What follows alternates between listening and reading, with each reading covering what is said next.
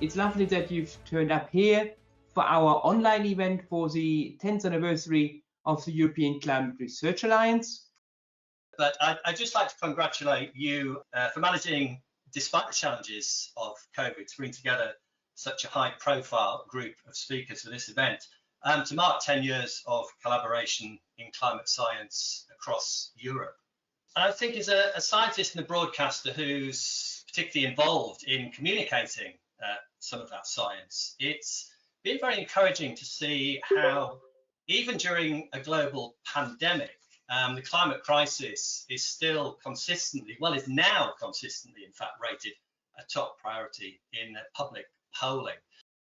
Why do we need a CP on sea level change? Because the climate sea level rise and its impact on coastal area a serious implication on more than 10% of the world population. That actually the scientists predict that even if the world manage the limit to the global warming to 2 degrees, actually the sea level may still rise at least 70 centimeters. So there will be a sort of radical reshaping of the world's coastline, affecting hundreds of millions of people in the process. So the idea is just to have an integral view of the problem at regional scale. That means also to look at not only observation modeling, but also technological and nature-based solution to face the problem of the sea level rise. So we are, how to say, also try to work toward a sort of climate service, coastal climate service. The focus of the CP is to study the hydrological cycle component, its changes, and also its impacts on both global and regional scales, to understand the processes and the mechanisms and the feedbacks behind the functioning of the water cycle, and on the other side of understanding the changes which are occurring in response to different climatic conditions. Another thing we want to address is a wider collaboration with other kind of scientists. This is something we have already started but can be improved a lot. So socioeconomic scientists in particular, because we want to make some research which is more impact oriented in a way. Now, it probably doesn't elude anyone's attention that actually high impact events, meaning extreme climate events, but also climate events that are kind of linked to sort of socioeconomic losses, in whether it's sort of directly caused or sort of interactively caused, or in terms of cascades or compounding events, has gained a lot of attention. We look at mechanisms, we look at projections, we look at the production of information, and of course, based on the most recent attention on climate services. 6 times the area of France is the estimate of how much loss we've had of Arctic sea ice in summer. That's a huge number. You know, broadly speaking, we're losing 1 soccer field of Arctic sea ice every second, if you calculate change over the years we have observation. So that's a very large loss of sea ice, and that's why I think Arctic sea ice loss is the most visible, you know, consequence of global warming to this day, I think. Heard your presentations, and when I heard them, they were really interesting. I very much liked the football pitch every 0.8 seconds. I mean, this talks, and I will certainly reuse that. I'm sure it's solidly grounded in data, so thank you for that. But I wanted to thank you, and I hope you're hearing me thanking ECRA for the great work done over the last 10 years. We need climate science in terms of knowledge, but we also need climate science and scientists in terms of impacting on choices made by policymakers and the willingness of society to change. And I witnessed firsthand several times that where a meeting starts with a scientific presentation, even a short one, setting out what is happening, this focuses minds and allows much better decision making. So I'm trying now to see whether we can have the benefit of these short presentations for as many meetings as possible, because we all know, but being reminded and confronted with the knowledge by one of you is immensely impactful. So keep it up, and I'm sure we will continue to interact on many fronts.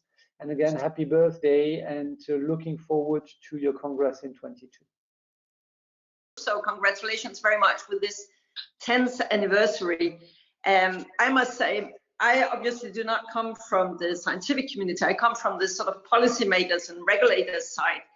And as Jean-Eric Paquet had time to say before we couldn't hear him anymore, was that it is immensely impactful what the climate community, the scientific climate community, has been achieving over the recent many years. Now, today, the discussion is not whether there is a climate change challenge. Now, people realize that climate change is happening, that the warnings from scientists were for real. It's actually fits very well with what we see happening these days. So now the discussion is very much on the hows, on what to do. Now, when we have to focus on solutions, scaled solutions within a tight time frame. I mean, it's probably the biggest challenge our societies have been faced with for decades. So how can the climate research community contribute? First, of course, continue to do what you have been doing all the time. Seen from a policy side, the social science has not been enough into the picture. We need the social sciences, the humanities, a lot about behavioral science, values, ethical questions, how to be better at bringing knowledge to the table. What the policymakers are faced with is a complexity that the systems are not really well fit to handle.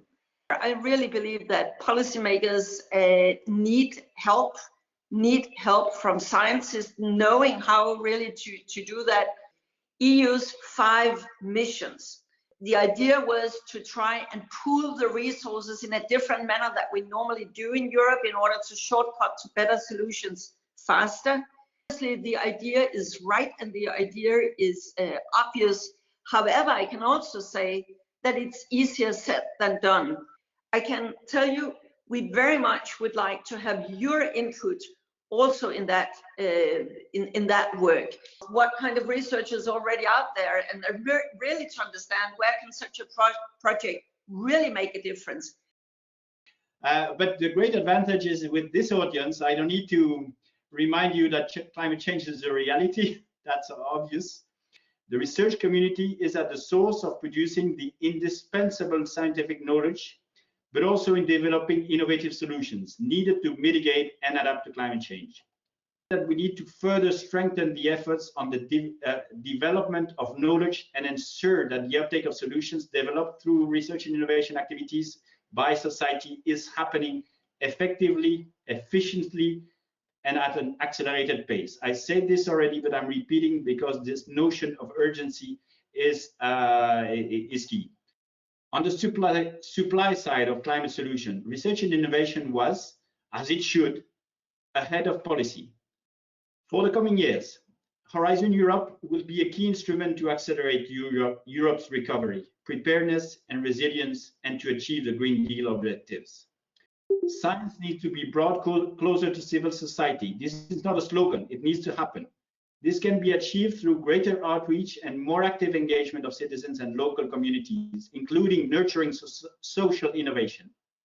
Horizon Europe's missions, such as the mission on adaptation to climate change, to which Connie Hedegaard referred, aim to mobilize a vast range of stakeholders and resources towards this objective and accelerate the demonstration that solutions exist for climate resilience. That interaction between scientists and policymakers, which is so crucial in terms of making progress in things like combating climate change. Through my past career, I always worked at the interface between science and policy. Yes, somehow I look differently at the science because I realize how difficult it is to translate the scientific messages in a language that is understandable by the politicians. It's finding the right communicators because there are many good scientists that aren't necessarily the best person to communicate to a layperson or to a politician who needs that interpretation of the message. We go away from the principle that a single model would just beat every other model and be the solution, all the time and everywhere, basically. And so this is why we have implemented this multi-model intercomparison projects to really come up with an ensemble approach to capture those uncertainties, which ultimately are allowing us to assessing risk and also come up eventually with solutions. And those examples are gradually now making their way into operations and services, not only within WMO, but also in Europe through climate services of the Copernicus Climate Change Service, for example. Yet another opportunity is that now that we have many building blocks in place, we can start also closing gaps between research, operation, and services. We see many elements which are taking shape in 10 years of ECRA successes, and surely ECRA is more relevant than ever. So, my recommendation is that the EU and the Commission also makes full use of this fantastic network. So, if you look at the Copernicus Climate Change Service, we now have over 75,000 users who access the data. And to these people, we pass daily some 100 terabytes of climate data. So these are big numbers. And if you look at the way in which these users are using the data, while many of them look at them as a way of predicting the future condition, there is a small but not negligible fraction, mostly related to insurance, who actually look at the seasonal prediction, mostly in the hindcast, to see what could have happened and has not happened. This means that actually the priority is not so much for these users to improve the skill of the forecast system, but actually to improve the model realism, to reduce the systematic biases. So the question is not just an issue of communication. For me, it's just a rethinking of the downstream part, how we transform that information into something that is actionable through accepted methodology and standard and quality control metrics. A very quick look at a couple of examples of how attribution has been covered in the media. So the first formal attribution peer review study was published in 2004. It concerned the European heatwave of the year before. The research was something very new, and the media coverage reflected this novelty, with different papers taking different angles on the story. While the first attribution study was published around 16 months after the event, here it's a matter of days. And from a communications perspective, I think this can help the public make that connection between their experience of climate change and its causes and impacts.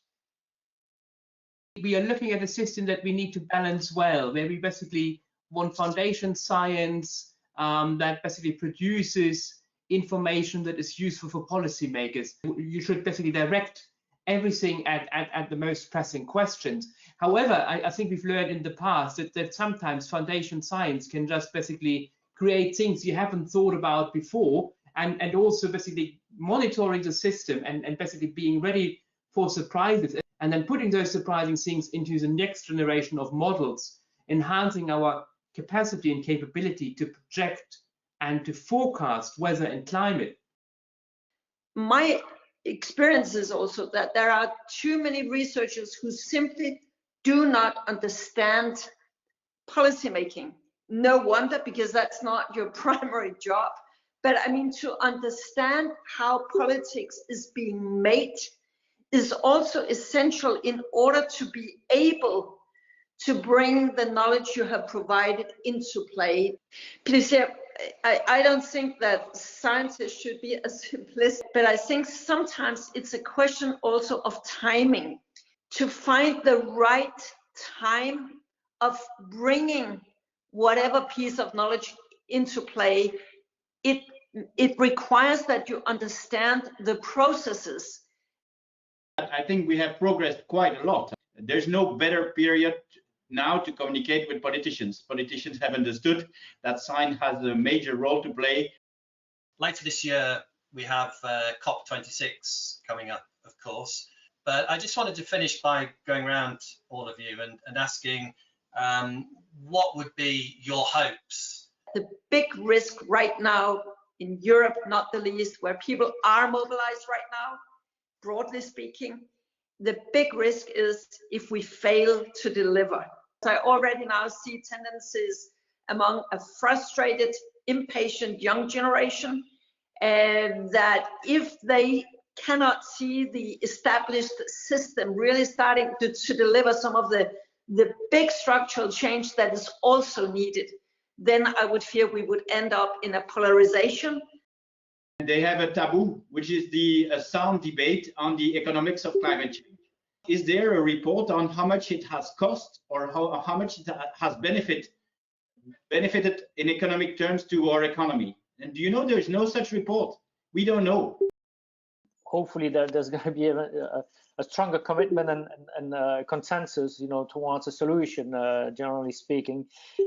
We have also the global stocktake just around the corner, right, to assess progress. And I think that we are not ready.